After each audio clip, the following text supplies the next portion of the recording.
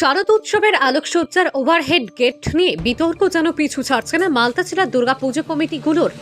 আলোকসজ্জার overhead gate তৈরি করতে না দিলে এবছর মালদা শহরে পুজো হবে আলোকসজ্জাবিহীন। ওভারহেড গেট তৈরিতে পুলিশ প্রশাসনের তরফে বাধার সম্মুখীন হয়ে শনিবার এমনটাই সিদ্ধান্ত নিলেন মালদা দুর্গাপুজো ফোরামের অন্তর্ভুক্ত মালদা শহরের ৮০টির মতো পুজো কমিটির কর্মকর্তারা। এদিন তারা একসঙ্গে মিলিত হয়ে নিজেদের মধ্যে আলাপ আলোচনা করে এমনটাই সিদ্ধান্তের কথা জানালেন সংবাদ মাধ্যমকে। তবে শুধু সংবাদ মাধ্যমকে জানানো নয়, তারা ইংরেজবাজার থানার আইসির বিরুদ্ধে আগামী সোমবার নালিশ জানাতে চলেছেন জেলা শাসককে। সেখানে কোনো সুরাহা না মিললে এবছর মালদা শহরে আলোকসজ্জাবিহীন পুজো করার সিদ্ধান্তেই অনড় থাকবেন বলে জানালেন মালদা দুর্গাপুজো ফোরামের কর্মকর্তারা। প্রশাসন থেকে আমাদের চিঠি পাঠিয়ে হঠাৎ করে এরকম 12টার সময় ডেকেছে, সেখানে 11টা বা 11:15টার মধ্যে খবর দিয়ে হোয়াটসঅ্যাপে মেসেজ করে বলেছে এই ক্লাব দেখা করুন। আমরা আগে থেকেই প্রশাসনকে জানিয়েছিলাম। আগে থেকে প্রশাসন আমাদেরকে বলছিল যে অ্যাডের গেট এবং বিদ্যুতের যে ওভারহেড গেট এইগুলো দিয়ে পুজো করা যাবে না। তা আমরা তো মহিলা পরিচালিত ক্লাব, বেশি চাঁদা তুলতে পারি না, বাইরে কোথাও যায় না, অ্যাডের উপর নির্ভর করে আমাদের পুজো করতে হয়। সেইখানে এই গেটগুলো আমাদেরকে করতে বাধা দেওয়া হচ্ছে। কেন করতে দেওয়া হবে না সেটার কোনো কারণ বলছে না।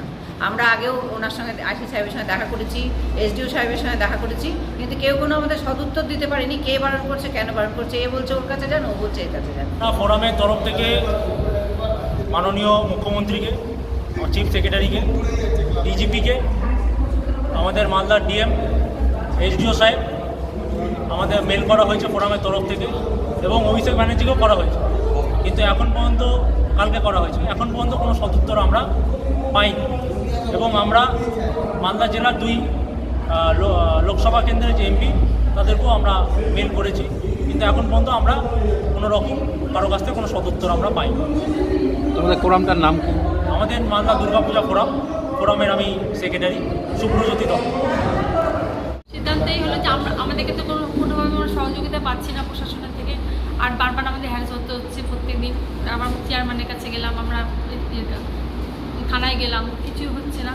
এবার আমরা কীভাবে, আমরা সবাই মিলে একজোট হয়েছি যে আপনারা বললেন সেই মতো আমরা আলোকসজ্জাবিহীন পুজো হবে আমাদের। এবার পুজো তো এবার থানার আইসি এই দীর্ঘ 10 দিন ধরে আমাদের যে ক্লাবগুলোর উপর দিয়ে অত্যাচার করছে, অত্যাচার গাড়ি পাঠিয়ে দিচ্ছে, ডেকোরেটার লোককে ধরে নেওয়ার চেষ্টা করছে, আমাদের ক্লাবের সেক্রেটারিকে বা ক্লাব প্রতিনিধিদের ডেকে ধমকিয়ে দিচ্ছে যে আপনারা ওভারহেড গেট করতে পারবেন না।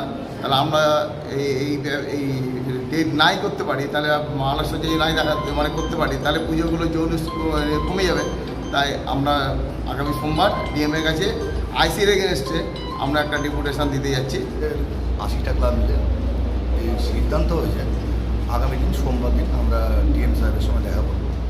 উনি যদি এই ধরনের অত্যাচার, এক ধরনের আইসি সাহেব বারবার চিঠি পাঠাচ্ছেন, লোক পাঠিয়ে গেট খোলার কথা বলছেন, তাই জন্য আমরা এসপি সাহেবের সঙ্গে দেখা করবো বা ডিএম সাহেবের সঙ্গে দেখা করবো। উনি যদি ফলপ্রসূ আমাদের না হয়, তাহলে আমরা এবার গোটা মালদায় একটাও লাইট জ্বলবে না, দুর্গাপূজা হবে।